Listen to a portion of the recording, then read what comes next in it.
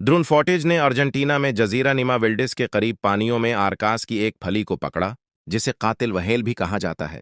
एक और वहेल पर हमला करके खा रहा है, गालिबन एक जनूबी दाएं वहेल।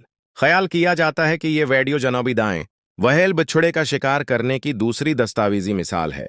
माहिरीन का कहना है कि फुटेज आरकास के शिकार की हिकमत अमली को जाहिर करती है, जैसे कि उनके बछड़े को घेरने का तरीका और उनके हमलों में दरस्तगी। ये है रेडियो जीवे पाकिस्तान डिजिटल।